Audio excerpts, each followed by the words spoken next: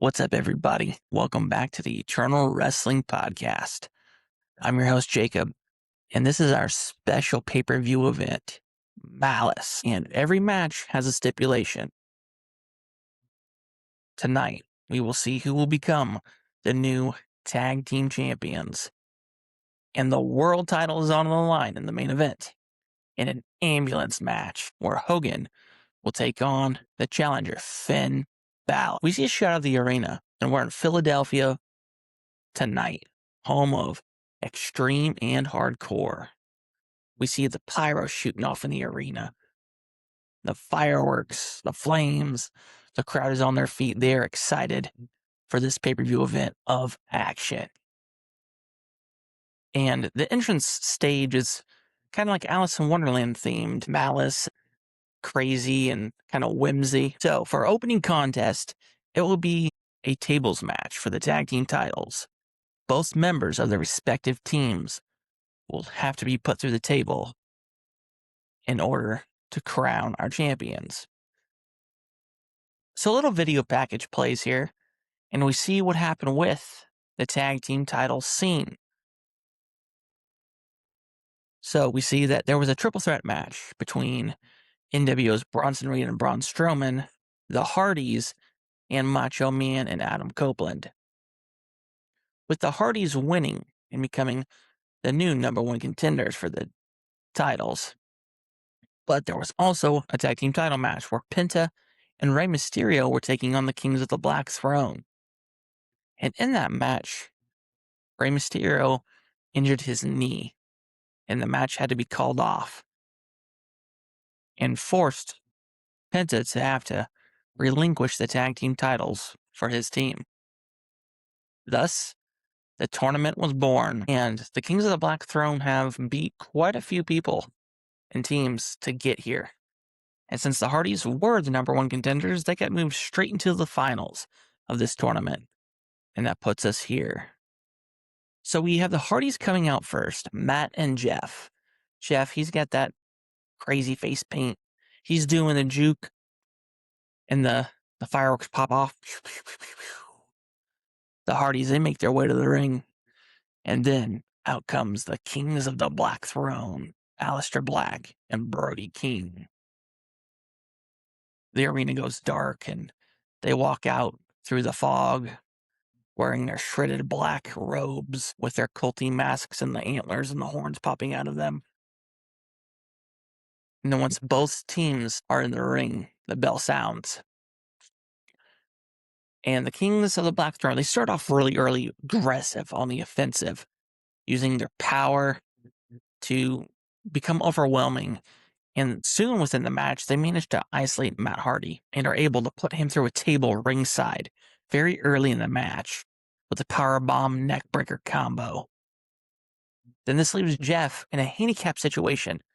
Is he going to be able to continue on by himself and take out this vicious team that has remained undefeated this far? But he rallies here. He's going to put on a good fight if he can. He starts using his agility and heavy strikes. First targeting Brody King, the bigger of the two of the Kings of the Black Throne, and then Alistair. And soon the match is able to reach a fever pitch. And we see that Jeff, he's getting beaten down, and Brody King, he grabs onto Jeff.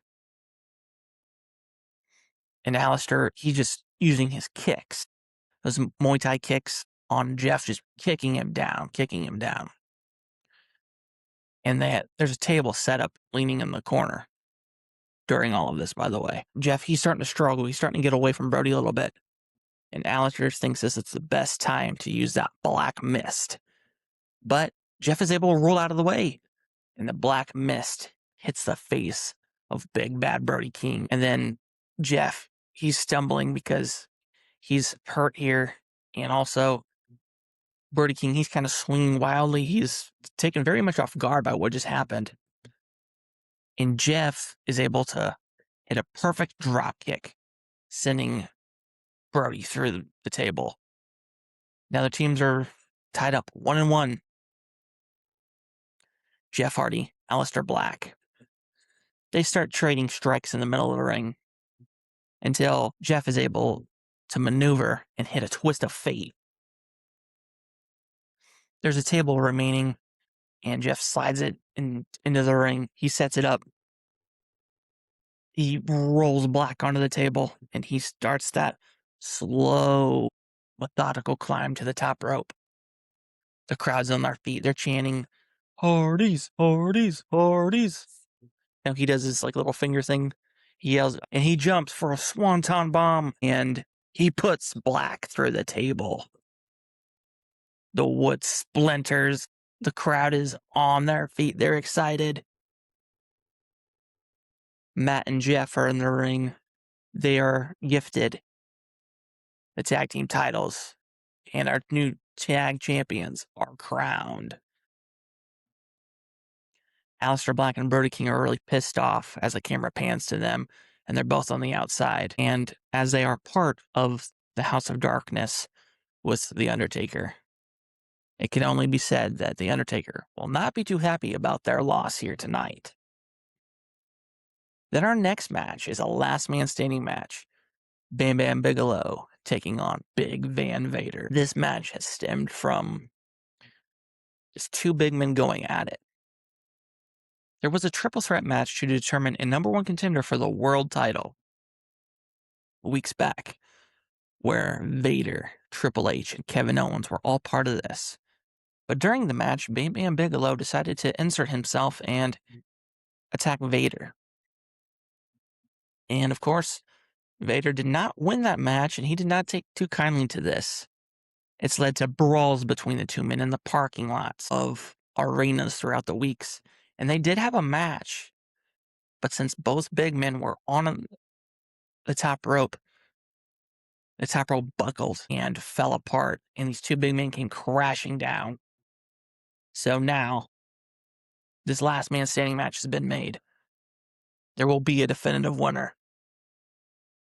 And can this arena hold both men? We'll find out here shortly. First competitor to come out is Big Van Vader. He's got that Mastodon helmet with the smoke blowing out.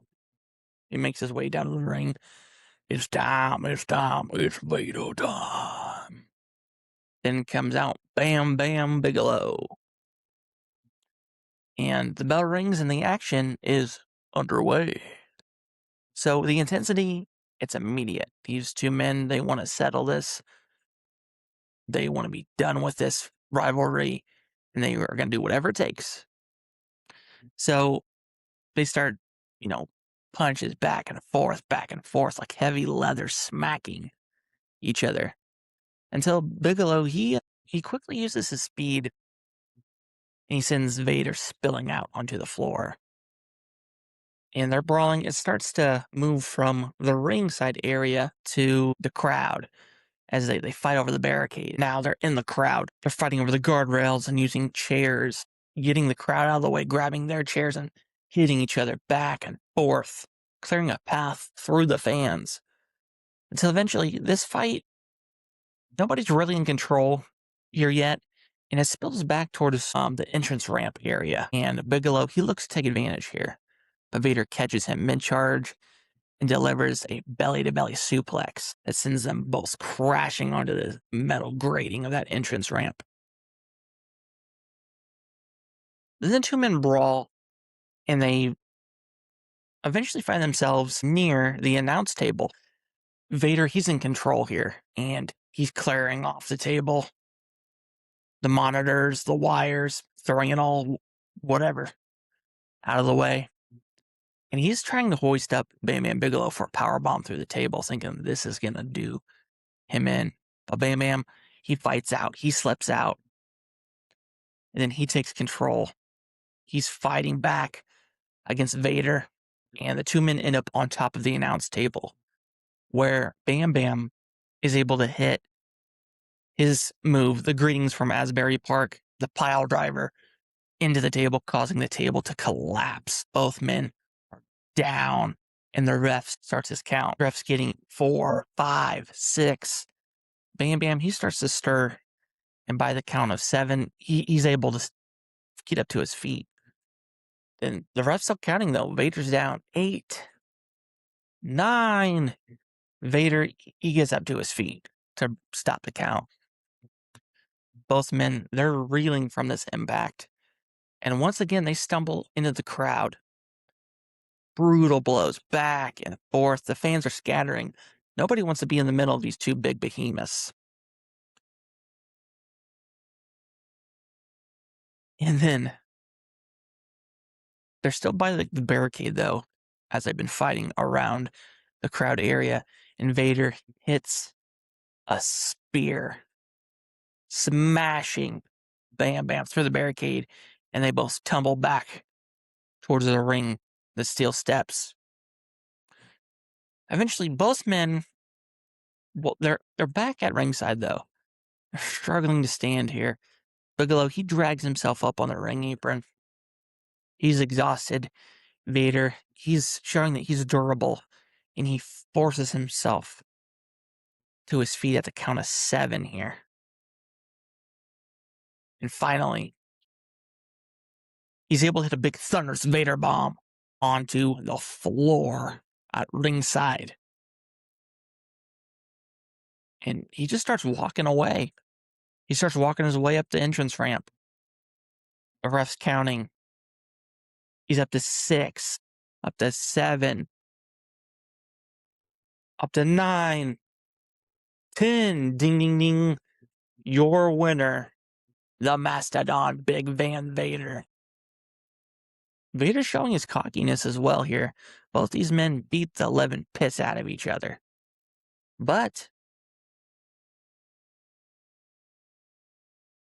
Vader, he walked away showing that he doesn't care about his opponent and that Bam Bam was only a footnote in his story, or so he thinks as of right now. On to segment 3, our third match here. This is a Parking Lot Brawl. And before this match, I do want to say, if you've listened this far or watched this far, I want to say thank you. And definitely consider liking, commenting, and subscribing. It helps the channel, and I enjoy making these videos for you guys. And I hope you enjoy this fantasy booking series as we keep moving forward. So, this is a Parking Lot Brawl. The new NWO members Bronson Reed and Braun Strowman are taking on the Outsiders, Kevin Nash and Scott Hall. So a vignette plays, and Reed and Strowman laid out Kevin Nash and Scott Hall in our very first episode of Reckoning and aligned themselves with Hogan, forming a new version of the NWO, if you will. Until eventually, this new version of the NWO, Hogan's been dominant. They've been beating down people left and right. They were in the tag team tournament, but the Motor City Machine Guns were able to get a quick win over them. After that win, out came the Outsider, finally returning and claiming vengeance. Brawls have ensued. They've been beating each other left and right. And now they've decided to settle this rivalry in a parking lot brawl. There's cars and SUVs and trucks placed around in this parking lot area. There is trash cans with various weapons and devices of mayhem.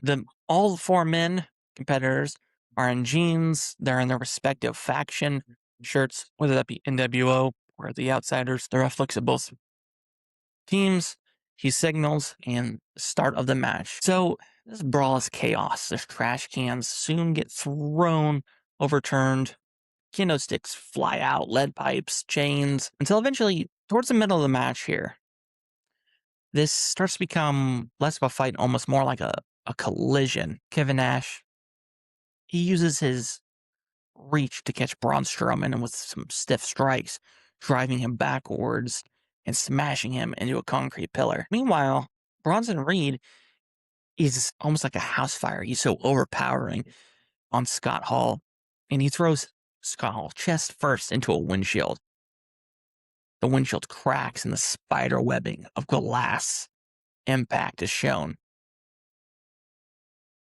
Strowman, he's able to shake off the damage from Kevin Nash, though, and He then turns his focus onto Scott Hall. He catches the bad guy mid-brawl and delivers a big running power slam. And during this, he as he's running and picking him up, he slams him into the side of an SUV with a big thud. And he lets go of Scott Hall, and Scott Hall just kind of slides down the side of the SUV and cracks into the concrete. Until eventually, we're in the final closing minutes of this match. Nash, he's trying to rally. But these new NWO members, they're younger. They're even stronger, maybe, if you will. And Strowman, he's cornering Nash here. He's keeping him occupied, clearing a path for Bronson Reed.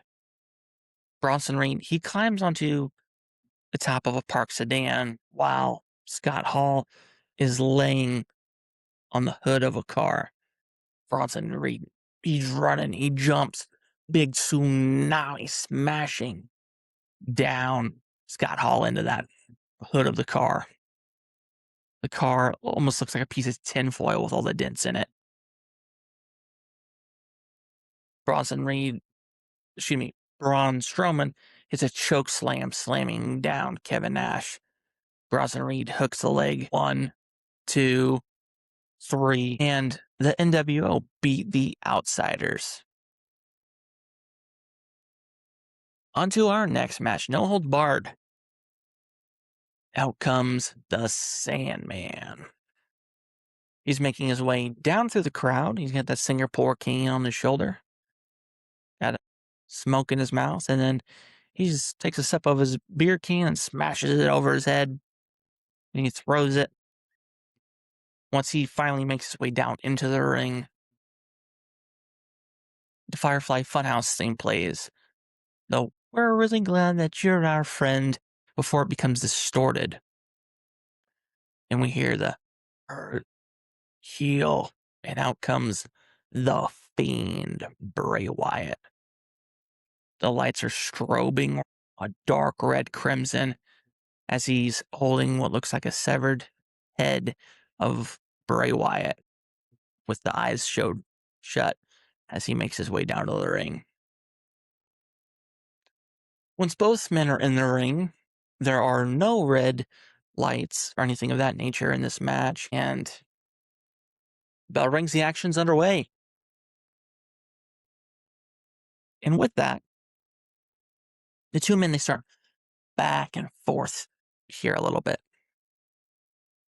until the same man, he shoots the Fiend into the ropes with an Irish whip, and the Fiend comes back with a big crossbody, taking down the hardcore legend here.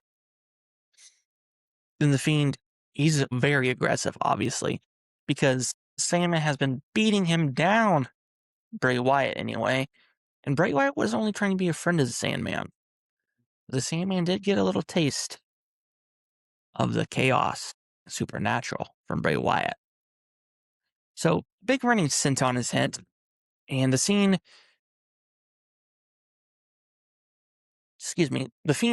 throws the Sandman out of the ring and picks him up and slams him on the ring apron here.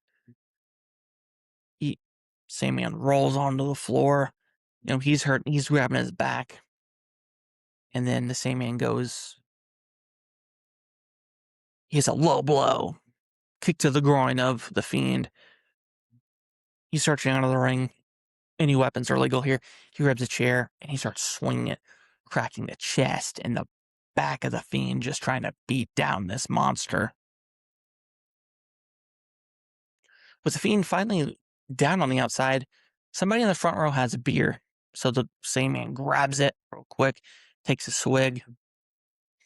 He then spits beer all over the back of the head of the Fiend and then hits a couple kicks. And since his Singapore cane went flying at the beginning of the match, he walks over, he grabs it. He's kind of admiring it in his hand, and then he turns around and boom, right there's the Fiend lurching at him. And the Fiend hits him with a big belly-to-belly suplex, throwing him behind him, and the Sandman crashes into the steel steps. The Fiend grabs the back of the head of the Sandman, and he's trying to throw him into the ring post, but Sandman counters, and the Fiend's head ends up colliding with that ring post there. He then, kind of scrambles away a little bit, Sandman does, trying to get some breathing room here, trying to collect himself from this onslaught. He's searching underneath the ring apron again, and he pulls out a barbed wire 2x4. Almost an homage to his tag team partner in the series, Cactus Jack. And he starts the attack here, smacking it and grinding it into the back of the Fiend, trying to bust him open. And he's using it almost in a way that to try to choke out the Fiend on the outside of the ring until he finally rolls this vicious beast, the Fiend, into the ring. The Fiend's down here, so the Sandman decides, I'm going to climb to the top. Maybe I could put him away. He finally gets to the top turnbuckle. He jumps off. He hits a bitchin' leg drop to the back of the Fiend. Rolls him over. The ref counts 1. Boom. Kick out automatically from the Fiend. The Sandman then, he's like, you know what? Okay. We got to keep going. He unwraps the barbed wire off that 2x4, and he starts to wrap it around the neck of the Fiend, almost like a noose. And he's got him in like a rear bulldog kind of choke, just cranking back on the Fiend. And the Fiend's, he's trying to get out of it. He's trying to find a way out of these sharp points that are digging into his throat. So eventually, he's able to maneuver himself up. The Sandman is on his back, and he backpedals, smashing the Sandman into the corner of the ring. The Fiend then he rips that barbed wire off from around his neck. He just throws it to the outside real quick, turns around, big running splash, smashing the Sandman in the corner once more. With the Sandman down, the Fiend goes on the assault. He just ground and pound punches raining down on the Sandman. And then he grabs Sandman by the neck and he hoists him up into like a standing position. The Sandman, he flips the bird at the Fiend and he says, "Come on, puppet boy. Is that the best you got?" And he spits at him. The Fiend runs, bouncing off the ropes, and the Sandman ducks, runs, hits the opposite ropes, and is able to hit a DDT onto the Fiend. And the two men are laying there, building tension for a little bit. So eventually, the Sandman, he just crawls over the corner and he's pulling himself up. Camera's only focused on the Sandman here. He's sweating. He's exhausted almost.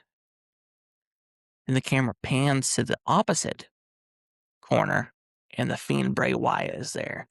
And he leans backwards in that spider-like position. The Sandman's, he's shocked. He falls on his ass here for a moment in pure amazement of how a man or maybe even a monster could keep this kind of,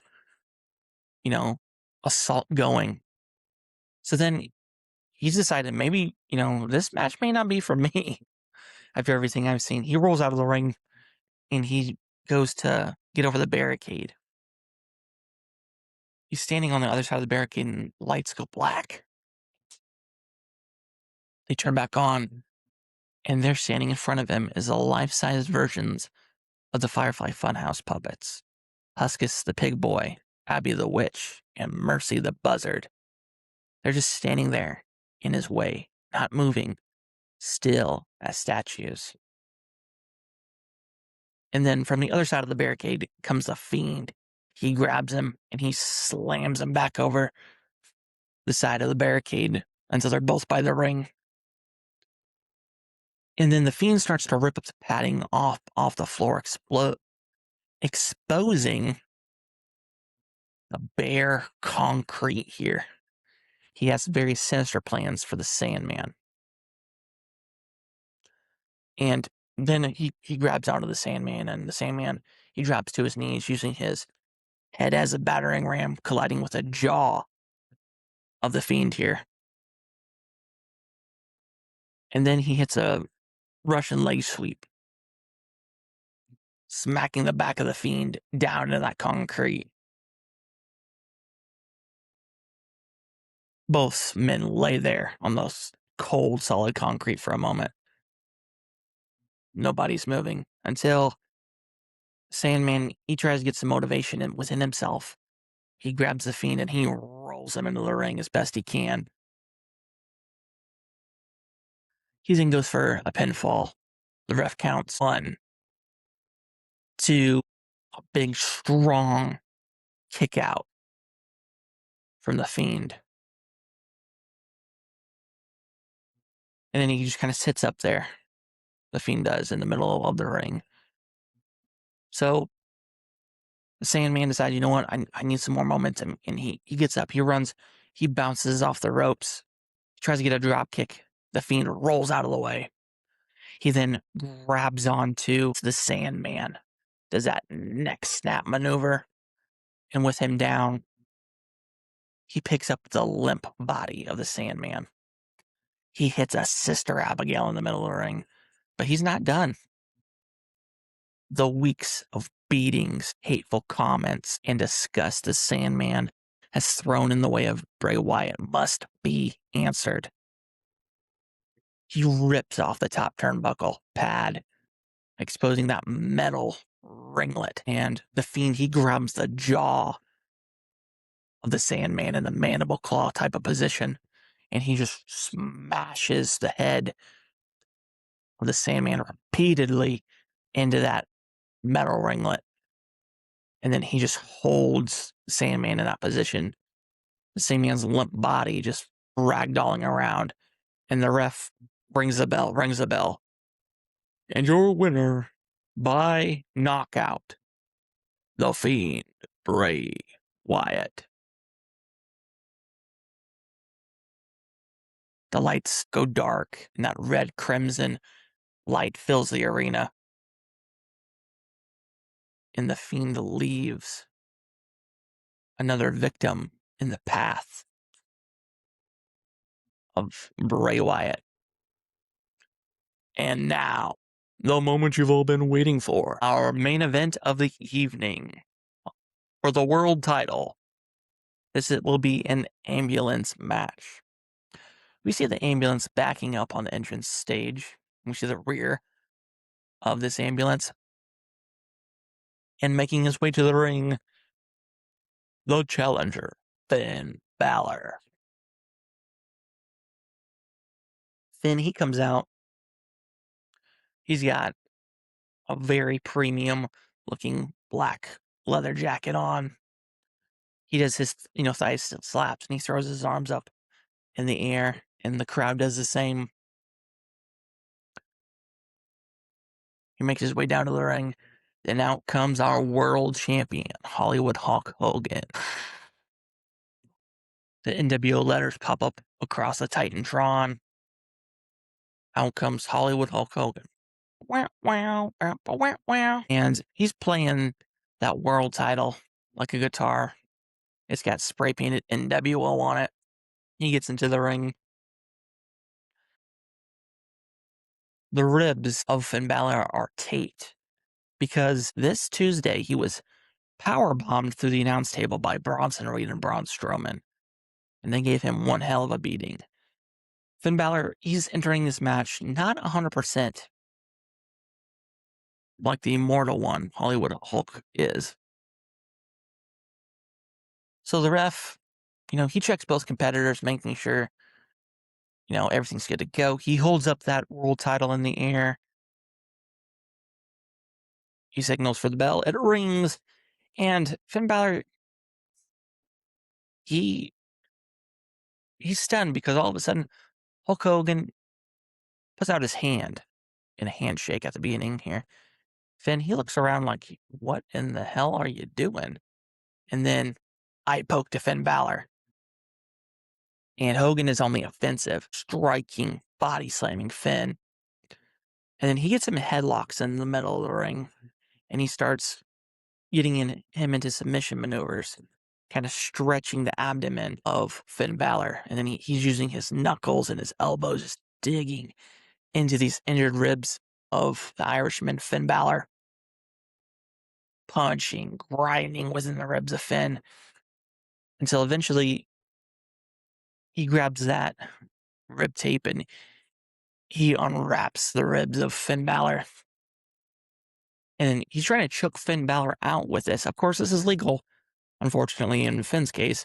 He's trying to choke out the Prince Finn Balor in the middle of the ring. He doesn't even care about stipulation of the ambulance match here. This is starting to look just like a massacre. Finn is not looking good here in the early stages of this match. Hogan, he Irish whips Finn in the corner, and he just putting the boots to Balor, beating him down and beating him down. So eventually, he rips off his cut-off NWO shirt, and he's flexing for the crowd. He's pandering to the crowd. Some people are cheering. Some people are booing. He turns to grab Finn Balor from the corner, and then he strike to the gut, and he staggers up to his feet. The two men run at each other. They dodge. They bouncing off the opposing sides of the ring until Finn is able to hit a sling blade on Hulk Hogan here. And then Hogan, he tries to get up. Finn hits a quick drop kick, sending him to the outside of the ring. And he lands by the entrance stage side of the outside. Finn runs. He goes and hits like a tope flip over the top rope, crashing into Hulk Hogan on the outside. Then he's frantic here. He knows he's not in the best shape, so he's fighting Hogan, trying to getting him up that entrance ramp and getting him close to the ambulance. The sooner the better in his case. The two men, they're brawling up the entrance stage here until Finn is beaten down again. Hogan hits a quick leg drop onto Finn Balor. Then he picks him up on his shoulders and he's carrying him to the top of the entrance ramp, the stage now of the entrance. And he just kind of opens the doors of the ambulance. He plops Finn in the back. Will this be the end of Finn Balor already? This match has barely been going on, it seems. He closes one door. Boom. He goes to close the other door. But before he can close it, Finn kicks it, causing it to smack into the skull of the Hulkster. He kind of stumbles back. Finn, he slides out of the back of the ambulance. He's beaten down. You know, he's kind of crouched down, clutching his busted up ribs. He's breathing heavy. Hogan rushes at him, and Finn trips him up, causing him to smack the back of the ambulance and uses that door and swings it, almost pinching Hogan there for a moment. Finn, he kind of paces away from Hogan here. He's trying to get some more breath in his lungs. Both men, they turn at each other. They go running at each other. Double close line. Both men are down, slamming on that metal grating of the entrance stage. And then suddenly, Hogan, he starts motioning with his hand. And out comes a taped up Braun Strowman and Bronson Reed. They've got some bruises, some lacerations from that parking lot brawl earlier on in the night. Hogan, he's ordering them to beat down on Finn, and of course, they oblige. Bronson does a quick jumping splash on the Balor. Braun Strowman picks him up for a big sidewalk slam. The NWO, they stand there over a beaten down Finn. They're pandering to the crowd once more. Hogan, he's flexing for a bit, and then he goes through the curtain to the gorilla position, and he brings out a table and sets it up next to the ambulance. He kicks Finn Balor in the face real quick. Some of the crowd is booing him. He puts both hands up in the air, flips off the crowd. He does not give a damn. Until suddenly, Strowman drops to his knees out of nowhere. Kevin Nash appears. He used a steel chair to smash him into the back. And then Scott Hall hits a chop block, bringing Bronson Reed down to his knees as well. Kevin Nash, he picks up Braun Strowman and hits a big jackknife powerbomb, off the entrance ramp. And Scott Hall manages to hit a razor's edge on Bronson Reed and sends him crashing through the LED screen of our entrance stage setup. Hogan, he's suddenly outnumbered, and he decides that he's going to crawl on top of the ambulance to try to get away from all of this chaos.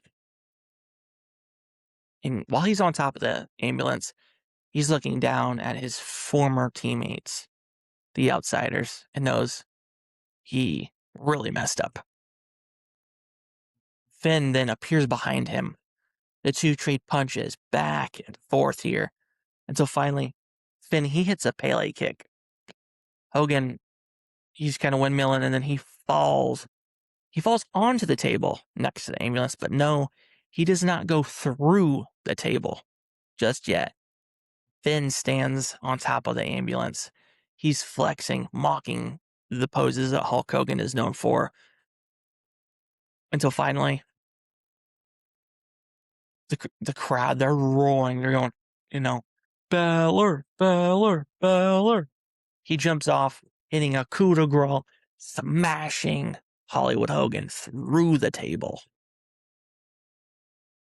And then he picks up Hogan and throws him into the back of the ambulance, closes one door, closes the other door.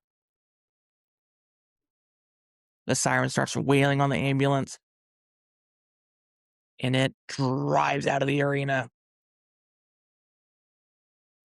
The ref grabs the world title, and we see that the world title has been polished. The NWO is no longer spray painted on the world title. And over the speakers, and our new world heavyweight champion, Finn Balor. And he hoists that world title up high. We see him and the Outsiders next to him. They have finally beaten down the NWO and claimed a new era within the Reckoning brand, and hopefully a golden era going forward. So, everybody, that's going to be it for this pay-per-view event of Malice. I hope you guys have enjoyed the twists and the turns of these rivalries that went into this and these storylines. We'll be back next Tuesday for another episode of Reckoning as we build towards a new pay-per-view. As always, I'm your host, Jacob, and I hope you guys have enjoyed this whenever you listen to it. Have a good morning, have a good night, and I'll catch you guys in the next one.